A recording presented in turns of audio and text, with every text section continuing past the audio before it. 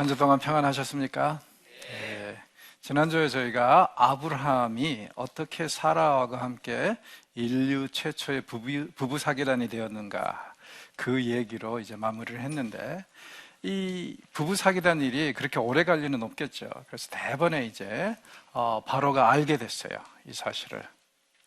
물론 이제 이 어떻게 해서 바로가 알게 되었을까, 여기에 대해서는, 그리고 하나님께서 어떤 재앙을 내리셨을까에 대해서는 의견이 분분합니다. 왜냐하면 본문이 정확하게 얘기를 해주지 않으니까. 대부분의 학자들은요, 이 사건과 그 다음에 나중에 아브라함이 또 이 아비멜렉에게 그런 이 사기를 벌이잖아요.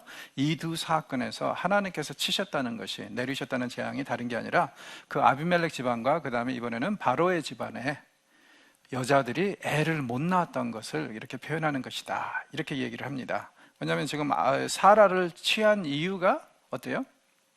애를 낳기 위해서잖아요. 그런데 이제 이 일로 인해서 하나님의 재앙이 임하니까. 그렇다면 이것은 이 사라가 이런 위치에 들어간 다음에 상당한 시간이 흘렀다는 것을 얘기를 하고, 그 다음에 이 바로는 이 일이 아브라함과 그 다음에 사라로 인해서 빚어진 일이라는 것을 정확히 알고 있다는 거예요. 하나님께서 이 아브라함과 사라를 보호하신다는 거, 이게 어디서 간접적으로 드러나냐면은, 여러분, 아브라함 같은 사람이 바로를 상대로 거짓말을 했어요. 그것도 아주 굉장히 심각한 사기극을 보였어요. 만약에 바로가 자기 마음대로 할 수 있었다면 어떻게 했을까요? 당장 죽여버리죠. 세상에 다른 사람도 아니고 이집트의 신이라고도 불릴 수 있는 바로에게 거짓말을 해요? 그리고 사기극을 벌여요? 그럼 당장 이 사람은 죽일 수 있어요. 자, 그런데 성경에 보니까 아무 손끝 하나 대지 못하고 그냥 내보냅니다. 왜 그랬을까요? 분명히 성경이 정확하게 얘기는 하지 않지만 이건 하나님께서 하신 일이라는 거예요. 그리고 이 점을 기억하십시오. 우리가 서론에서 얘기했듯이 창세기는 하나님의 축복을 약속으로 바꿔도 그것을 지키지 못하는 사람들의 이야기라고 그랬습니다. 그래서 하나님의 축복을 받은 자들이 이 축복을 자꾸 위기에 빠뜨린다고 그랬어요. 아브라함의 경우 그 첫 번째 이야기가 바로 이 이야기예요. 아브라함의 약속이 성취가 되려면 분명히 사라가 애를 낳아야 되지 않습니까? 약속의 아들 이삭은 그를 통해서 나와야 되니까. 물론 이 순간에 그 말씀을 정확하게 보여주지는 않아요. 그러나 그럼에도 불구하고 우리가 상식적으로 생각할 때 그의 아내가 애를 낳아야 되는데, 이 애를 낳을 아내를 지금 완전히 위기에 빠뜨렸지 않습니까? 그리고 이렇게 바로에게 거짓말을 한 것은, 그리고 사기를 벌린 것은요, 절대로 용납이 될 수 있는 그런 죄가 아닙니다. 그러므로 결국에는 이 일에서도 하나님께서 직접적으로 개입하셔서, 모르겠습니다, 바로에게 꿈에서 나타나셨는지 어땠는지 모르겠지만 나타나셔서 절대 저 사람들 손 대서는 안 되고 그냥 내보내라, 그렇지 않으면 내가 가만히 있지 않을 것이다, 이런 개입이 있었기 때문에 바로가 손을 못 대고 그냥 내보내는 거 아니겠어요? 그래서 하나님께서는 아브라함에게 주신 약속, 큰 민족의 약속, 아주 큰 명예에 대한 약속, 그 다음에 축복의 통로가 될 것이라는 그 약속을 이번에 한번 지켜주시는 겁니다. 우리가 사실 되돌아보면 많이 그렇지 않습니까? 그때는 내가 최선을 다해서 노력을 해서 얻은 결과라고 생각하는데, 되돌아보니까 하나님께서 그때도 나와 함께 하셨기 때문에 이런 것이 가능했다. 그래서 모든 것이 하나님의 은혜라고 우리가 고백하는 것이 일상화되지 않았겠습니까? 이런 경험을 지금 아브라함이 하고 있습니다. 결과적으로 끝에 보니까 아브라함은요, 사기를 쳐서 사실은 어떻게 보면은 소송을 당해야 되는데, 오히려 그 사기의 결과로 2절에 보니까 엄청나게 많은 재산을 가지고 이집트를 떠나 나옵니다. 자, 문제는 이 재산이에요. 우리는 보통 일상적으로 돈이 없어서 싸우죠.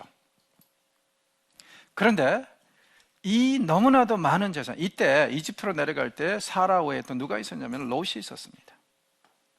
롯도 함께 한몫 챙겼죠. 그래서 이제 나왔습니다. 그래서 다시 약속의 땅에 들어와서 문제가 되는 게 뭐냐면 너무 재산이 많아요. 그래서 문제예요.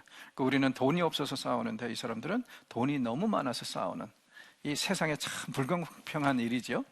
그런 일이 지금 벌어지고 있습니다. 자, 약속의 땅에 아브라함이 롯과 함께 들어왔어요. 그래서 혹시 만에 하나라도 12장 앞부분에 나오는 그 하나님의 축복의 약속, 민족의 약속, 그 다음에 이 큰 명예에 대한 약속, 이런 것들이 혹시 롯도 그 약속의 수혜자가 되지 않을까, 즉 다시 말해서 롯도 언약 백성의 일부가 되지 않을까 하는 그런 기대감을 가져봤는데, 이 13장에 와서는 완전히 이들이 둘이 서로 다른 길로 감으로 인해서 분리를 합니다. 아브라함과 그의 자손들에게만 이 축복이 임할 것이라는 것을 이렇게 표현하고 있습니다. 창세기 안에서 계속 이런 분리 과정이 진행됩니다. 그래서 여기서는 롯이 떨어져 나가죠.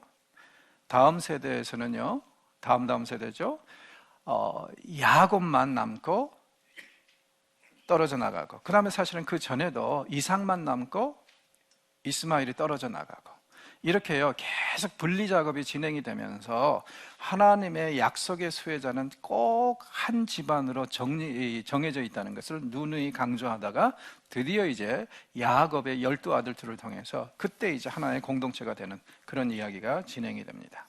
그래서 여기서 지금 두 사람은 서로 이 돈 때문에 다투게 되는데, 아브라함이 하는 말이 종종 굉장히 오해를 불러일으키는 것 같아요. 아브라함이 이제 이래서는 안 되겠다. 왜냐하면 함께 잘 살려고 가나안 땅에 들어왔는데 자꾸 지금 종들이 서로 싸워요. 땅이 부족하니까. 그래서 이제 롯을 불러놓고 우리 이렇게 서로 싸울 게 아니라 서로 떨어져서 살자. 그래서 서로 잘 살아야지, 이건 아니지 해서 네가 먼저 선택해라. 북쪽으로 가면 내가 남쪽으로 가고 네가 동쪽으로 가면 내가 서쪽으로 가겠다면서 먼저 선택권을 롯에게 주는데, 이게 종종 우리는요 어떻게 이것을 이해하냐면은 아브라함이 굉장히 조카를 배려하고 있다. 어떤 면에서 그게 맞는 말인데, 여러분 잘 생각해 보세요. 사실은 이러한 제안이 하나님께서 주신 축복의 약속을 또 한 번 위기에 빠뜨립니다. 뭐냐면은 12장에서 하나님께서 뭐라고 그러셨어요? 세겜에서 이 하나님께서 하신 말씀이 이 땅이 너와 네 자손이 차지할 땅이다. 만약에 롯이 이 땅에 거주하겠다고 나서버리면 그럼 어떻게 됩니까? 문제가 생기죠. 그러니까 이건 뭐냐면은 하나님께서 주신 축복의 약속을 또 한 번 위기에 빠뜨리는 거예요. 아브라함의 이야기를 읽어보면 참 재미있는 현상이 일어나요. 처음에 계속 아브라함이 믿음 테스트에서 실패합니다. 그리고 드디어 이제 22장에 가면은 이삭을 바침으로 인해서 그 일을 통해서 홈런을 쳐요. 그러나 그 전까지는 계속 실패해요. 또 한 가지는요, 이 아브라함의 이야기를 읽으면서 드러나는 공통점이 하나 있어요. 아브라함이 입만 벌리면 사고칩니다. 그리고 언제 믿음이 좋은 사람으로 평가가 되냐면은 아무 말도 안 할 때. 그래서 입만 벌리면 사고쳐요. 12장에서도 입을 벌려서 사고쳤죠. 최초의 부부 사기단. 이 13장에 들어와서도 입을 벌리니까 또 하나님의 약속을 위기에 빠뜨립니다. 다행히 하나님께서 롯의 눈에 콩깍지를 씌우셨어요. 그래서 이제 약속의 땅 밖으로 내보내시기로 결정하신 겁니다. 롯의 눈에는 지금 어느 땅이 굉장히 매력적으로 보입니까? 소돔과 고모라 쪽으로 관심을 갖고 있죠. 소돔과 고모라의 정확한 위치는 아직 확실히는 모릅니다. 그러나 하나님께서 아브라함에게 약속하신 땅의 일부는 아니에요. 소돔과 고모라를 일부 학자들은 요단강 동북편 쪽에 있었을 것이다. 어떤 사람들은 이 사해의 남서쪽에 있었을 것이다 하면서 여러 가지로 얘기를 하는데, 일단은 약속의 땅 밖으로 끌어내십니다. 그래서 하나님께서 또 한 번 이 약속을 위기에서 구원하시는 거예요. 이 과정에서 우리는 또 한번 이 롯의 상황을 좀 보아야 됩니다. 롯, 어떤 때는 믿음이 괜찮은 사람 정도로 생각이 될 수도 있어요. 천사들을 맞이하거나 그런 경우에 보면은. 그러나 이 사람의 삶을 전체적으로 평가할 때 보면 상당히 좀 그냥 세속적인 사람인 것 같아요. 그래서 여기서도 지금 딱 눈에 보이는 것으로 모든 것을 판단해요. 만약에 롯이 믿음이 있었다면은 혹시 삼촌, 미안하지만 나 죽었다 깨나도 삼촌하고 헤어질 수 없습니다. 나 삼촌하고 같이 살아야겠습니다. 이렇게 나왔더라면 또 역사가 달라졌을지 모르죠. 그런데 이 사람 지금 눈에 보이는 대로 가고 있어요. 문제는 뭐냐면 이 소돔과 고모라가 나중에 하나님의 심판을 받아서 완전히 멸종하다시피 하는데, 그 전에 하나님께서 한번 기회를 주셨죠. 어떤 기회를 주셨냐면은 전쟁을 통해서 이 소돔과 고모라가 얼마나 위험하고 안 좋은 곳인가를 깨닫게 해 주셨는데, 그 이후에도 롯은 비록 전쟁의 포로로 끌려갔다 다시 돌아왔지만 정신을 차리지 못하고 이곳에 계속 머무는 것을 보면 롯이 상당히 세속적인 관점에서 살았던 것이 확실한 것 같아요. 그래서 우리는 아브라함과 롯의 그 대조를 여기서 정확하게 보고 있습니다. 혹시 우리도 롯처럼 하나님의 축복을 너무 쉽게 포기하지는 않나? 혹시 우리는 롯처럼 세상의 것들을 너무 좋아해서 믿음의 것들을 그냥 아예 쉽게 정리하지 않나? 한번 생각해 볼 필요가 있을 것 같습니다. 자, 그래서 드디어 이제 이 둘이 헤어져요. 자, 그런데 머지않아서 이 소돔과 고모라의 심판이 임할 것을 13절이 슬며시 암시를 하죠. 소돔 사람은 여호와 앞에 악하며 큰 죄인이로다. 무슨 뜻입니까?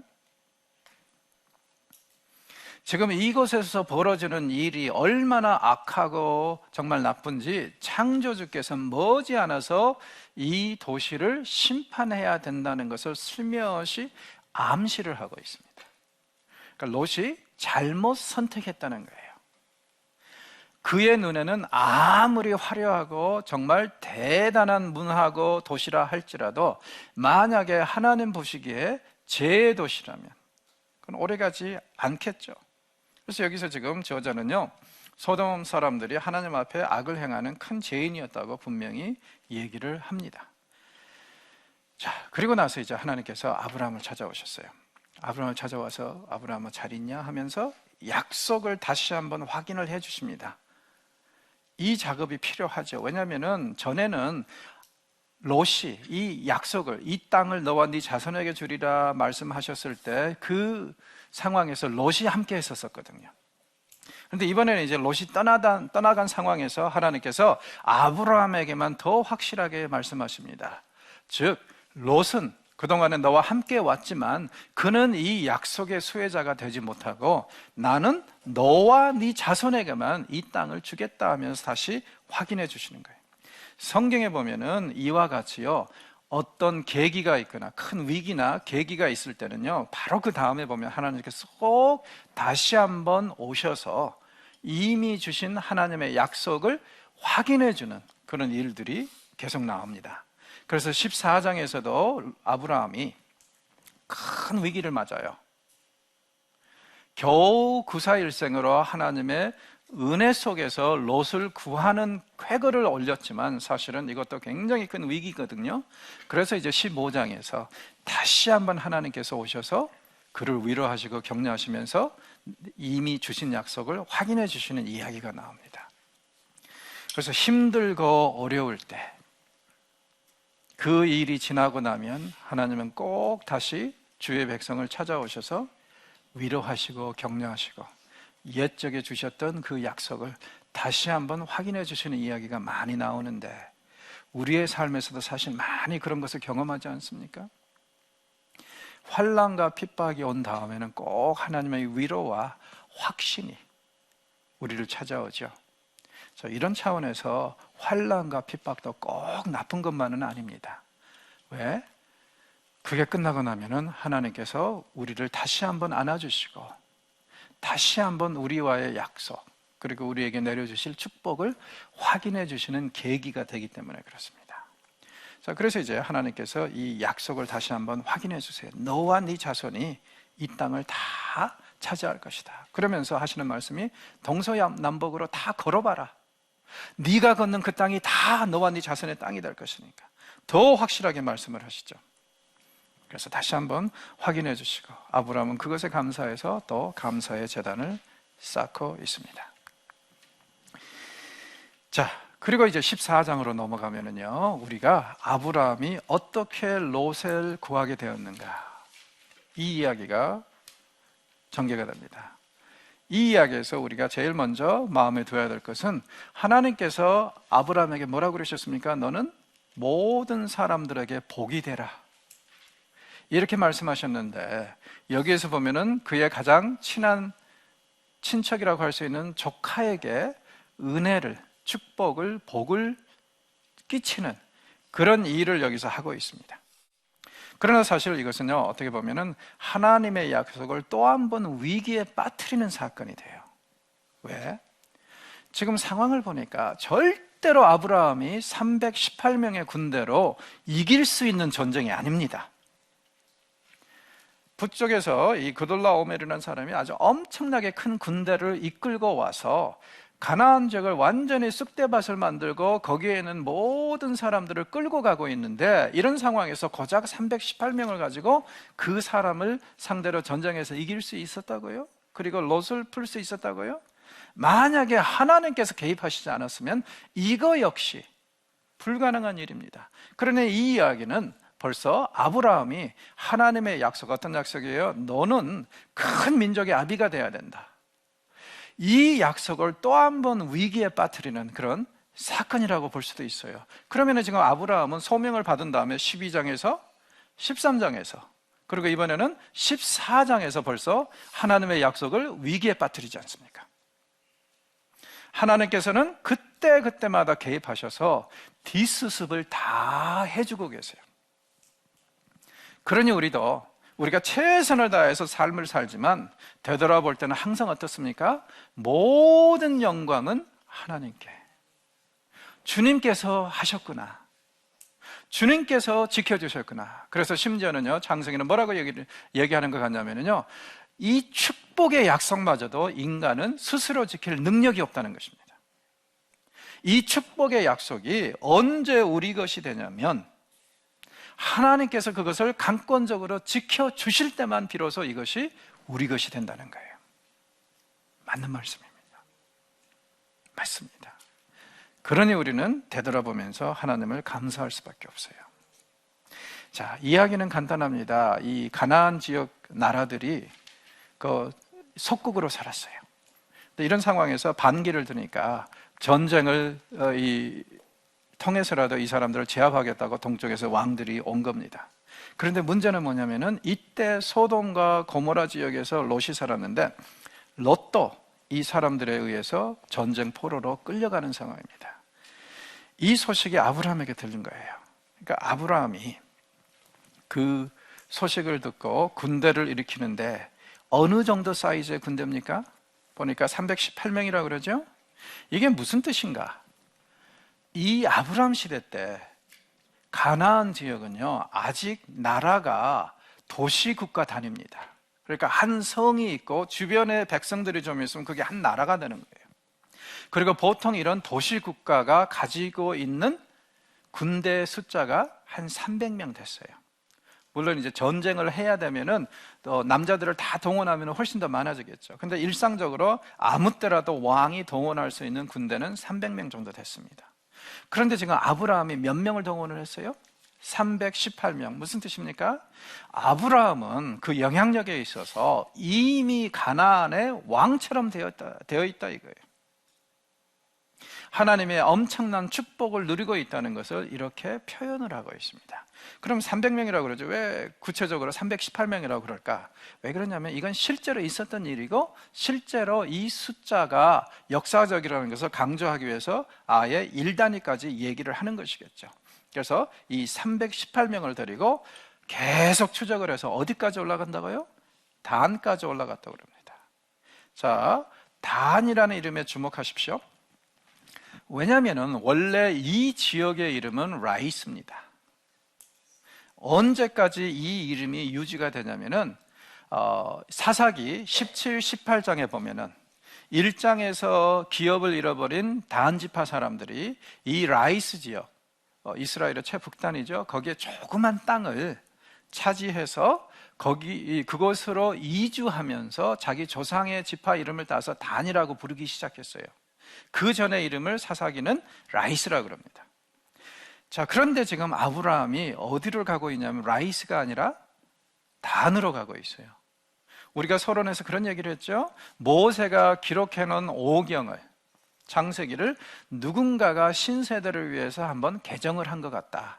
그리고 아마 이 사람은 에스라일 것이다. 그렇게 얘기를 했는데 여기서도 보십시오. 그래서 이제 아브라함의 후손들이 몇백 년 후에 차지할 그 땅, 그리고 그 땅의 이름이 단이 될 텐데 몇백 년 후에 아브라함은 이미 단까지 올라가고 있어요.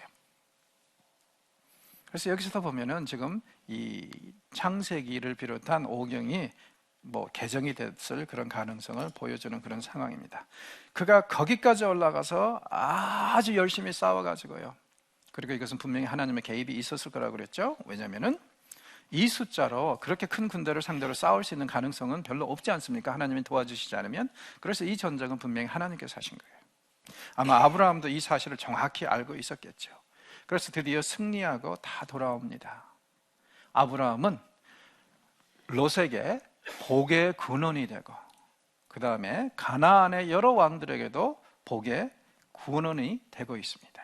그러니까 그에게 주신 그 소명이 어느 정도 여기서 또 한번 성취되는 그런 것을 우리가 볼 수 있어요. 오는 길에 누구를 만나냐면은 멜기세덱이라는 사람을 만납니다. 멜기세덱. 이 사람을 성경은요, 의로운 왕이라고, 문자 그대로 그 사람의 이름을 풀이하면 그렇게 되거든요. 의로운 왕이고, 그 다음에 지극히 높으신 하나님의 제사장이라고 그럽니다. 자, 여기서 우리가 이제 관심 있게 봐야 될 게 그분이 제사장이었다는 사실입니다. 생각해 보십시오. 우리는 종종 아브라함이 그 시대에 홀로 믿은 사람으로 생각을 해요. 심지어는 지금 롯도 별로 그렇게 신학이 좋지는 않지 않습니까? 그래서 혈혈단신으로 여호와를 예배한 분으로 그렇게 생각할 수 있는데, 지금 멜기세덱이 누구라고요? 그 여호와의 지극히 높으신 하나님의 제사장입니다. 무슨 뜻입니까?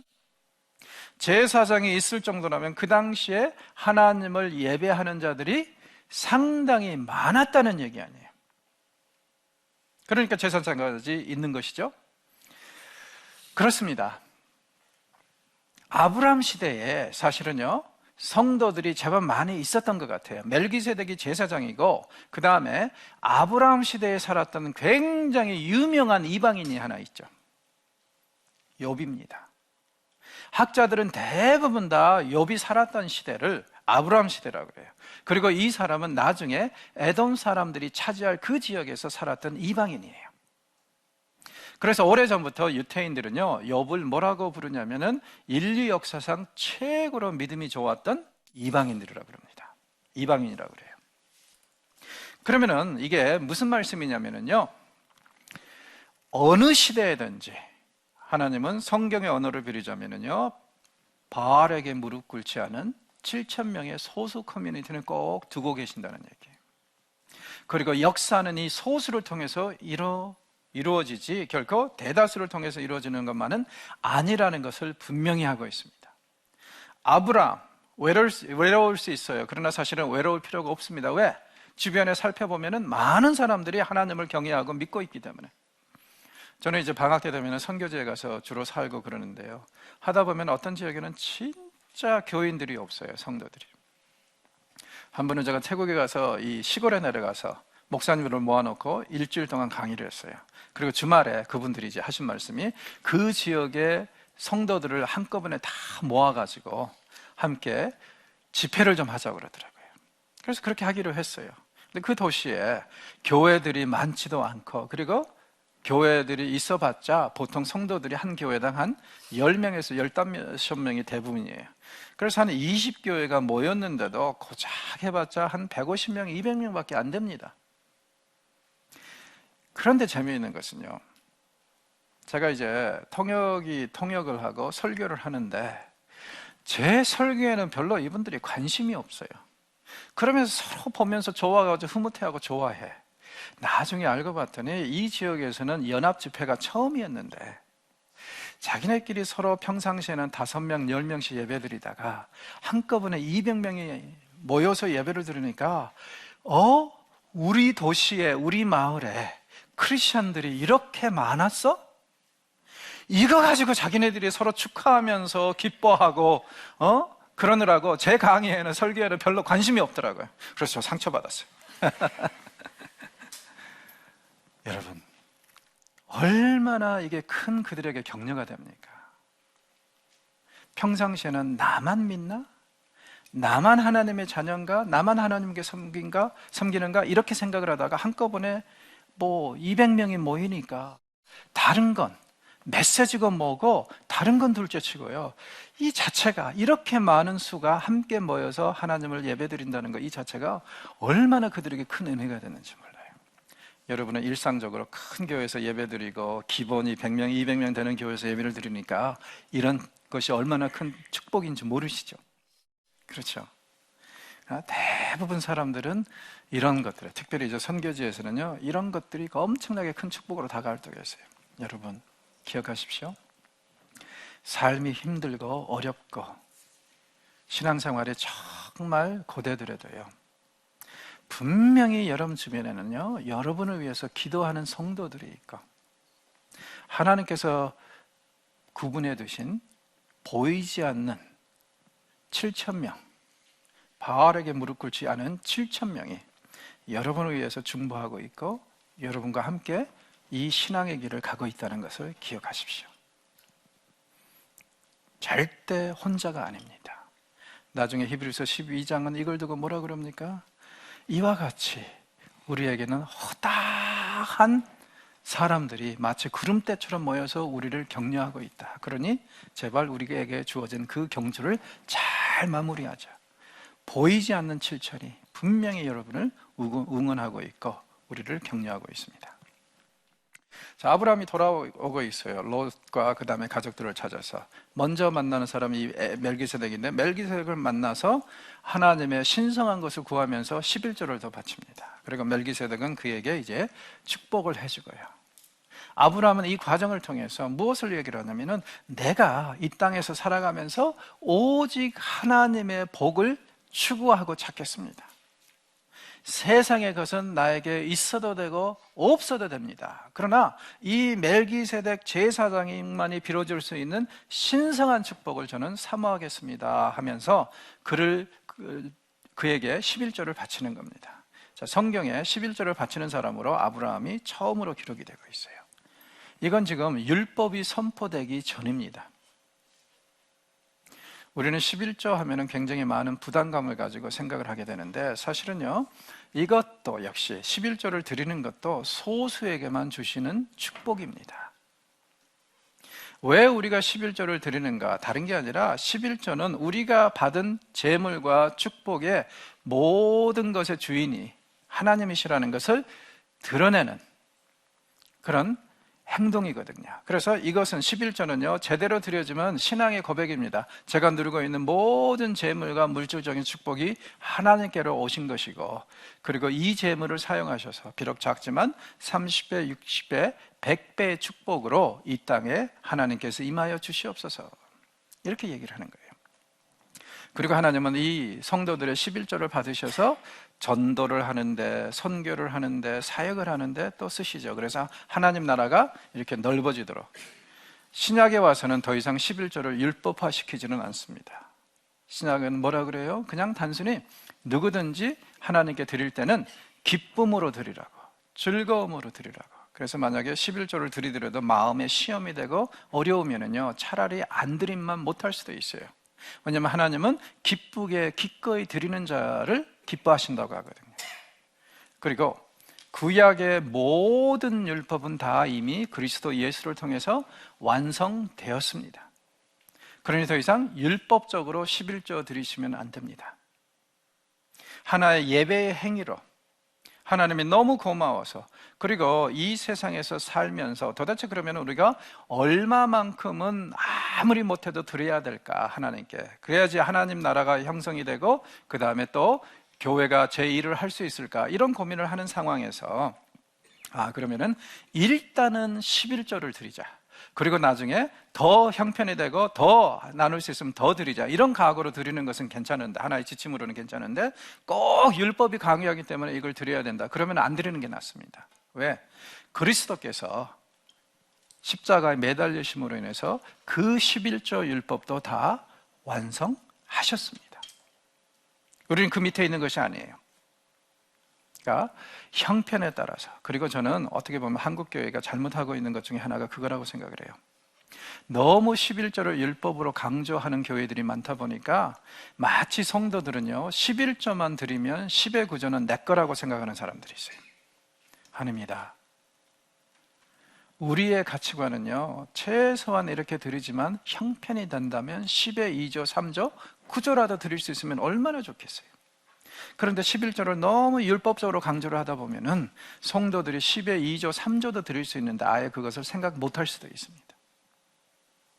구약시대 때 성도들이 이런 이 11조 외에도 여러 가지 제물을 드리고 했잖아요. 그래서 이것을 종합해보면 1년 내내 드리는 이 분량을 따져보면 보통 사람들이 어떻게 이해를 하냐면, 학자들은요 자신의 소득의 최소한 20%까지를 하나님께 예물로 드렸다, 이렇게 이제 결론을 내리는 경우들이 많습니다. 몇 퍼센트를 드리든 간에 중요하지 않습니다. 중요한 것은 기쁜 마음으로, 즐거운 마음으로 드리는 것이고, 그리고 저는 그렇게 생각해요. 젊은 분들, 아이들이 어린 분들은 첫째는요 그 돈도 적습니다. 남편들이 일을 해봤자 어째요? 직장에서 아직 말단이기 때문에 돈도 많지 않아요. 돈도 적고 아이들에게 투자해야 될 돈도 너무 많아요. 그러니까 정말 말 그대로 11조를 하고 싶어도 또 해도 별로 액수가 안 돼요. 반면에 우리가 이제 아이들을 다 키우고 나면 어때요? 이제 경제적으로도 조금 그 나이면 여유가 생길 나이지 않습니까? 아니지 않습니까? 그러면은요 우리가 좀 나이가 드신 분들이 교회에서 그 몫을 좀 감당해 주셨으면 좋겠어요. 그리고 이것을 계속 롤 모델로 해서, 예를 들어서 아이들 키우느라고 정말 돈이 없는 분들 11조 생활 못 하더라도 그거 탓하지 말고 그냥 편안하게 돈이 가장 많이 필요할 테니까 하도록 하고, 나중에 이제 어느 정도 좀 형편이 좀 나아지면 그때 10의 1조가 아니라 10의 2조, 3조라도 드릴 수 있도록 우리가 좀 모범을 보였으면 좋겠습니다.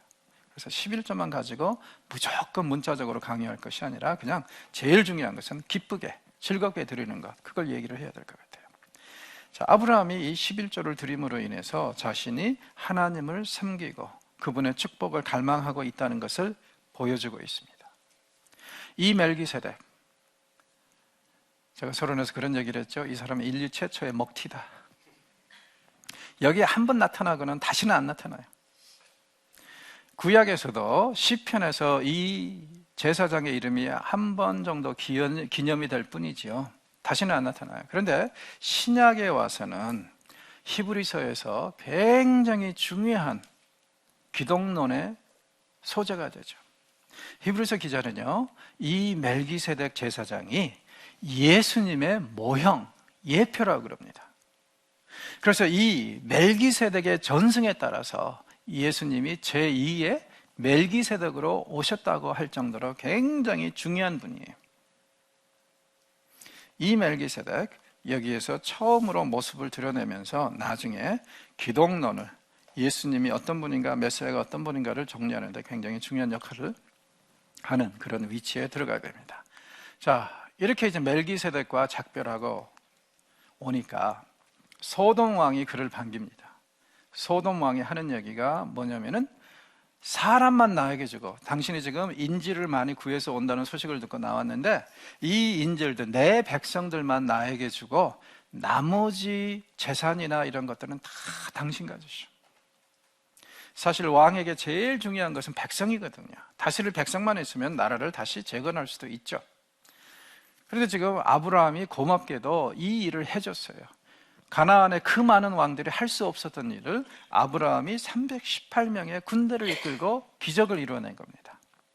그래서 거기에 대한 노고의 치하로, 그리고 사실은 모든 것을 잃을 뻔했는데 이 사람들이라도 되돌려 받으면 이게 얼마나 큰 일입니까? 그러니 이 사람은 당연히 그렇게 아브라함에게 얘기할 수밖에 없죠. 당신 다 갖고 사람들만 돌려주시오. 아브라함이 뭐라고 그럽니까? 아닙니다. 나는 당신의 모든 재산을 다 돌려줄 것이고 하나도 손을 대지 않겠습니다. 다만 이 사람들이, 나와 함께한 사람들이 갔다가 오는 도중에 먹은 그 음식, 그 정도만 이해를 해 주십시오 하고 다 돌려줘요. 이게 무슨 뜻입니까? 아브라함은 지금 앞에서 이 하나님의 제사장인 멜기세덱의 축복을 바랬어요. 이번에는 소위 말해서 소돔 왕의 축복을 거부하고 있습니다. 아브라함은 분명히 지금 이 얘기를 하고 있습니다. 나는 이 땅의 것을 구하지 않을 것이고 정말 신성하고 거룩한 하나님의 그 은총과 하늘의 것을 구할 것이라는 것을 이렇게 표현하고 있습니다. 아브라함은 분명히 얘기를 하고 있는 거죠. 오직 하나님만이 나의 상급이시고 나의 보상이십니다. 그리고 나는 절대로 거룩하지 않은 물건은 거절하겠습니다.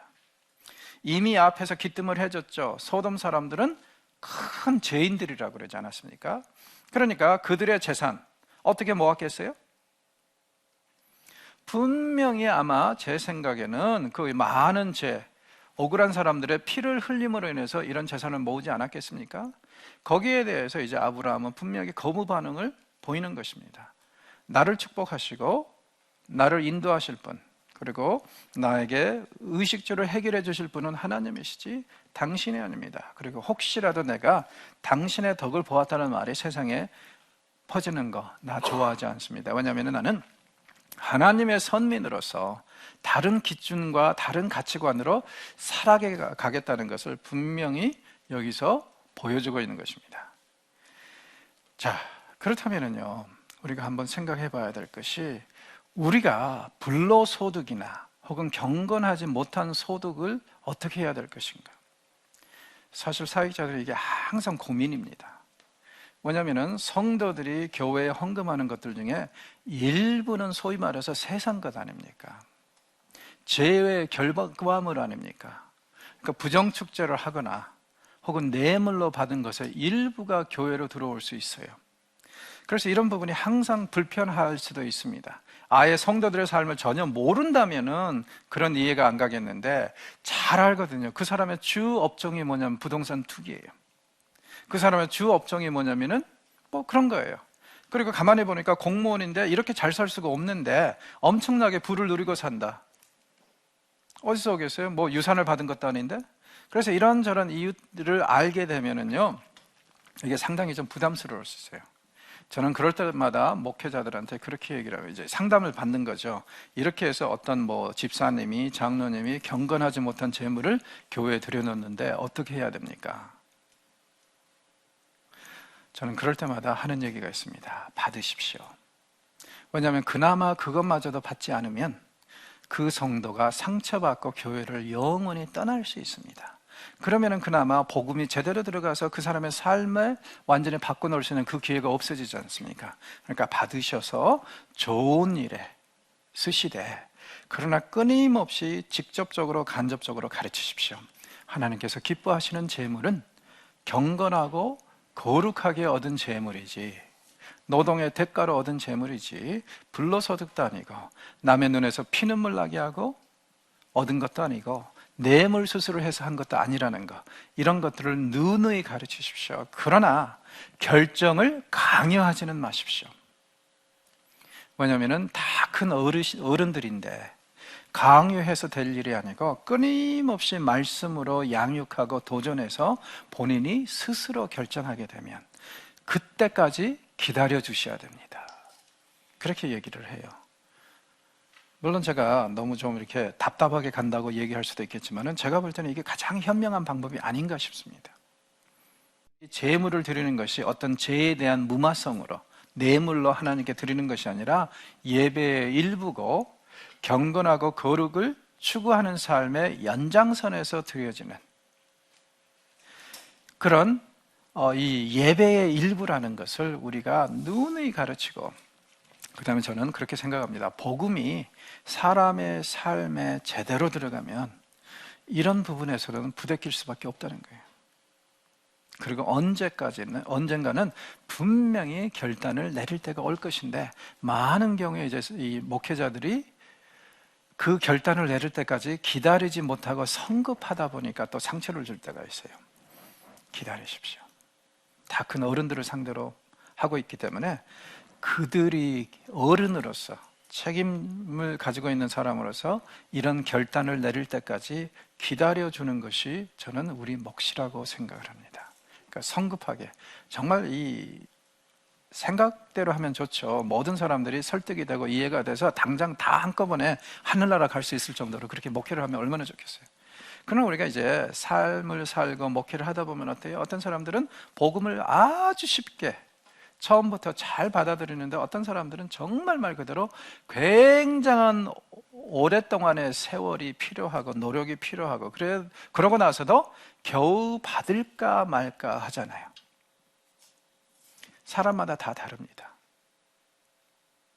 그러니 우리가 기다려주는 것도 미덕이라고 생각해요. 그리고 정확하게 알 수는 없지만 대부분 학자들은 아브라함도 원래 우상숭배자였다고 생각을 합니다. 하나님이 그를 부르실 때까지 그는 일부 이제 유태인들의 전승에 가면 그렇게까지 얘기를 해요. 이 아버지 데라가 뭘 했냐면은 우상을 파는 장사를 했다는 거예요. 가게를. 그래서 거기서 이제 이 아브라함도 직공으로 일했고, 그렇기 때문에 이 사람도 우상숭배자였다, 이렇게 이제 얘기를 하는데, 정확하지는 않은데 한 가지 확실한 것은 그거 같아요. 그 어디에도 아브라함이 하나님의 부르심을 받기 전에부터 믿었다는 그런 이제 힌트는 없습니다. 그래서 아마 제 생각에는 아브라함이 하나님의 소명을 받을 때 이 사람 우상숭배자였을 가능성 굉장히 많습니다. 아마 그래서 이제 가나안에 들어와서 신앙생활을 하면서부터 어떻게 돼요? 계속 테스트와 연단을 받는데 계속 실패하는 겁니다. 처음 신앙생활 해보니까. 그러면은 아브라함도 죄인 되었을 때, 하나님을 모를 때, 아직 어떻게 살아야 되는 것이 하나님의 백성의 삶인지를 모를 때 하나님께서 부르셨는데, 왜 우리는 그렇게 성급하게 모든 사람들이 바뀌기를 원하느냐 이거예요. 좀 더 느긋하게 여유롭게 가십시다. 그래서 성도들을 섬길 때 끊임없이 섬기고 양육하시되, 한 번에 초전박살로 결과를 얻으시려고 하지 말고 끊임없이 도전함으로 인해서 일찍 되는 그릇은 일찍 받아들일 것이고, 좀 시간이 필요한 그릇은 또 오랜 시간 동안 양육을 통해서 겨우 설득이 될 텐데, 그건 한 가지 확실한 것 같아요. 뭐냐면은 좋은 것은 오래 걸린다면서요. 그래서 일단 이렇게 미지근한 사람들이, 설득이 잘 안 되는 사람들이 한번 어느 순간에 설득이 되고 나면은요, 하나님 나라를 위해서 굉장히 큰 일을 할 수 있다고 저는 생각을 합니다. 그러니까는 이런 차원에서 우리가 조금 더 느긋하게, 지혜롭게, 여유감을 가지고, 그리고 하나님께서 우리에게 주신 명령은 이들을 양육하고 전도하라고 그랬지, 그 결과물을 우리가 누리거나 우리에게 요구하시는 것은 아니잖아요. 우리는 전하면 되고 가르치면 돼요.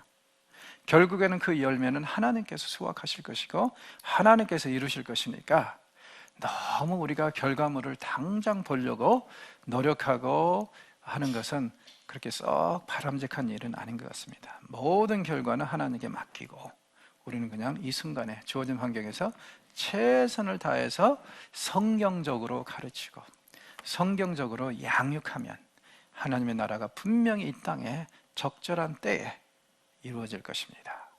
성도들을 바라보시는 눈이 좀 지긋해지십시오. 느긋해지십시오. 그리고 그들에게 따라올 수 있는, 고민할 수 있는 그 기회를 허락해 주십시오. 그래서 그들이 스스로 결정하고 따라온다면, 그러면은 여러분들이 정말 대단한 일을 이들과 함께 할 수 있는 날이 멀지 않을 것입니다. 자, 오늘 강의는 여기서 마치겠습니다. 감사합니다.